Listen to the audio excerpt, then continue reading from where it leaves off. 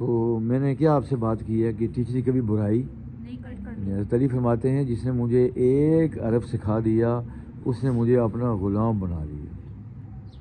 Teacher کے آپ غلام بن جاتے ہیں. ٹھیک ہو گیا. پھر میں ایک بخاری شریف کے اندر پڑھ رہا تھا جو ہمارے امام ہوتے ہیں نا مسجد کے اندر, حضور فرماتے ہیں کہ امام اس لیے ہوتا ہے کہ اس کی پیروی کی جائے. فلا تختلفوا, امام کی مخالفت مت کرو.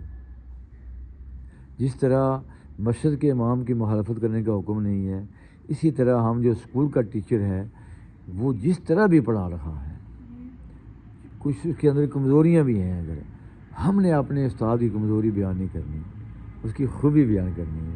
ہم نے اپنے مولوی صاحب کی خوبی بیان کرنی ہے, ہم نے امی ابو کی خوبی بیان کرنی ہے, ہم نے اپنے بڑے بھائی کی خوبی بیان کرنی ہے. ہم نے کبھی نیگیٹو بات نہیں کرنی, تکلیف ہوتی ہے. اچھا, اگر آپ نے فرض کریں اپنے ٹیچر کی برائی بیان کر دی ہے, ہماری ٹیچر ایسی ہے, ہماری ٹیچر ایسی ہے, کیا یہ جملہ جب ٹیچر آپ کے سامنے بیٹھی ہو تو آپ یہ جملہ کہیں گے؟ کیوں نہیں کہیں گے؟ پتہ ہے آپ پٹکار پڑیں گے. جس طرح ٹیچر سامنے ہو اس کے منہ پر ہم ایسی باتیں نہیں کر سکتے تو اس کے پیٹھ پیچھے بھی ہم ایسی باتیں نہیں کر سکتے. جس طرح ہم جس امام کے پیچھے نماز پڑھتے ہیں تو ہم باہر جا کے کہیں جی ہمارا امام بہت برا ہے جی, وہ جی ایسا ہے ویسا ہے, ہمارے امام صاحب ایسے ہیں ویسے ہیں, تو کیا ہم اس امام صاحب کے منہ پر وہ بات کر سکتے ہیں؟ شرم آتی ہے نا. اسی طرح ہمیں وہاں بھی شرم آنی چاہیے, بے شرمی نہیں کرنی چاہیے ہمیں کہ جب امام موجود نہیں ہے تو ہم وہاں بھی امام کے خلاف باتیں نہ کریں. ٹیچر وہاں موجود نہیں ہے اس کے خلاف باتیں نہ کریں. کبھی ہم نے اپنے ابو خلاف بات کی ہے؟ میں کی ہوگی دوست کے سامنے, میرا ابا ایسا ہے ویسا ہے, ایسا ہے ویسا ہے, میری امی ایسی ہے ویسی ہے, امی ایسی ہے ویسی ہے, ہیں کیوں؟ ماں ہے, وہ ابا ہے, تو ٹیچر بھی تو ابا ہوتا ہے نا, وہ بھی تو روحانی باپ ہوتا ہے. ہیں پھر جب جس امام کے پیچھے نماز پڑھتے ہیں ساری نمازیں اس کے حوالے کر دیتے ہیں. ہم کون ہوتے ہیں اس کے علاوہ بات کرنے والے؟ جب ہم نے کہا یہ پیچھے اس امام دے تو بات ختم ہوگی. یعنی ہم نے اپنی نماز امام کے حوالے کر دی ہے. امام ضامن ہوتا ہے. حضور فرماتے ہیں دو بندے ضامن ہیں, ایک امام ضامن ہوتا ہے اور دوسرا جو ہے نا اذان دینے والا ضامن ہوتا ہے. اذان دینے والا لوگوں کی نمازوں کا ضامن ہے اور امام لوگوں کی نمازوں کا ضامن ہے. امام وکیل ہوتا ہے, مؤذن وکیل ہوتا ہے, یہ دونوں وکیل ہوتے ہیں, یہ لوگوں کے ذمہ دار ہوتے ہیں. تو ہمارے جو والدین ہوتے ہیں ہمیں آسمان سے زمین پر لے کے آتے ہیں. ہم کس طرح دنیا میں آئے ہیں؟ اپنے ماں باپ کی وجہ سے. ہاں بھائی, کس طرح آئے ہیں دنیا میں؟ اگر ماں باپ نہ ہوتے تو ہم کہاں سے ہوتے؟ یہ شکل ہوتی, یہ شکل ہوتی, یہ ٹیچر آپ کے سامنے بیٹھا ہوتا جو آپ کو پڑھا رہا ہے. سوچو ذرا, والدین ہمیں دنیا میں لے کے آئے ہیں اور والدین ہمیں آسمان سے زمین پر لے کے آئے ہیں اور استاد ہمیں زمین سے آسمان پر لے جاتا ہے.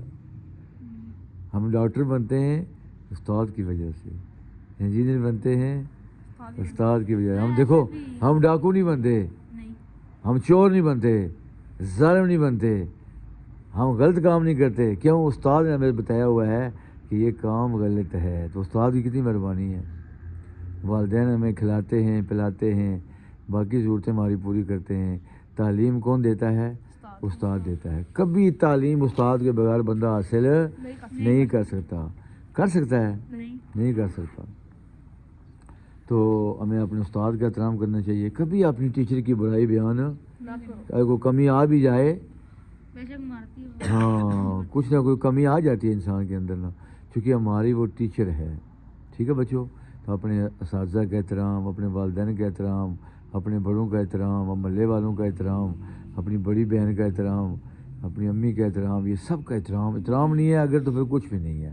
ادب نہیں ہے تو کچھ بھی نہیں ہے. با ادب با مراد, بولو. بے ادب بے مراد, بے ادب بے مراد. با ادب با مراد، بے ادب جو باادب ہوتے ہیں وہ دنیا میں کامیابیاں حاصل کرتے ہیں. کوئی لوگ ایسے بھی ہوتے ہیں سارے دنیا میں کامیاب ہو جاتے ہیں پر آخر میں کامیاب نہیں ہوتے. ہاں یہ وہ لوگ ہوتے ہیں جو اپنی جن کے تکبر ہوتا ہے. ٹھیک ہو گیا. تو اپنے آپ کو بڑا نہیں سمجھنا، بڑی کی ذات اللہ کی ہے. ہم جو علم حاصل کرتے ہیں نا بچوں، یہ علم پتہ کتنا ہے؟ سمندر سے ہم پانی لیں نا، ایک قطرہ پانی کا، ایک قطرہ سمندر سے، یہ ڈیم کتنا بڑا ہے منگلہ ڈیم، ایک قطرہ ہم نے پانی کا لیا، وہ قطرہ علم ہے جو پوری دنیا کے پاس ہے. اللہ اللہ اللہ اللہ. اللہ فرماتے ہیں تمہیں جو علم دیا گیا ہے تھوڑا علم ہے. وما اوتیتم من العلم الا قلیلا، تمہیں بہت تھوڑا علم دیا گیا ہے. سارا علم اللہ کے پاس ہے. تھوڑے علم والا کہ مجھے سارا پتہ ہے تو بڑی زیادتی کی بات ہے، بڑی زیادتی کی بات ہے. یہ کل علم اللہ کے پاس ہے، سارا علم. ہمیں علم کے لیا کتنا علم ہے؟ ایک قطرہ. یہ سمجھ لیں مثال کے طور پر، سمندر کا ایک قطرہ پانی کا، سمندر کتنا بڑا ہوتا ہے، ایک قطرہ اس میں سے لے لو، ایک قطرہ پوری دنیا کو اللہ علم دیا ہوا ہے. ہمیں جتنے علم ملا ہے نا، جتنے ٹیچرز ہیں سب کے پاس، آپ کے پاس انجینئر ڈاکٹر، دنیا میں جتنے انسان ہیں سب کے پاس جو علم ہے وہ ایک قطرہ ہے، بلکہ اس سے بھی کم ہے. آپ صلی اللہ علیہ وسلم کے پاس ہے، اللہ کے پاس علم ہے. حضور کو تو ضرورت ہی نہیں، نہ آپ کسی کالج میں گئے ہیں حضور، نہ کسی یونیورسٹی میں گئے ہیں. حضور کا دنیا میں کوئی استاد نہیں ہے، پتہ آپ کو نا. حضور نے دنیا میں کسی سے نہیں پڑھا، کیونکہ وہ ساری دنیا کے استاد بن کے آئے ہیں. جب وہ ساری دنیا کے استاد بن کے آئے ہیں تو دنیا ساری ان کی شاگرد ہے. ان کا وہ کہاں سے پڑھ کے آتے ہیں؟ وہ اللہ سے پڑھ کے آتے ہیں. نبی کو پڑھنے کی ضرورت نہیں ہوتی. ہمارے نبی صلی اللہ علیہ وسلم نے دنیا میں کسی سے تعلیم حاصل ایک لفظ کس سے نہیں پڑھا. اگر نبی کسی سے چاہتے آپ خود احسان دیکھتے ہیں ہمیں اذیت ہوتی ہے. ہاں بات سمجھے نہیں؟ نبی دنیا میں کس سے پڑھتا؟ ہمارے اس لیے کہتے ہیں حضور آخری نبی ہیں. ہم حضور آخری نبی ہیں. حضور کو اللہ نے ہر چیز کامل دی ہے. استاد ان کا دنیا میں کوئی نہیں ہے. کون استاد ہے ان کا؟ اللہ. کون استاد ہے؟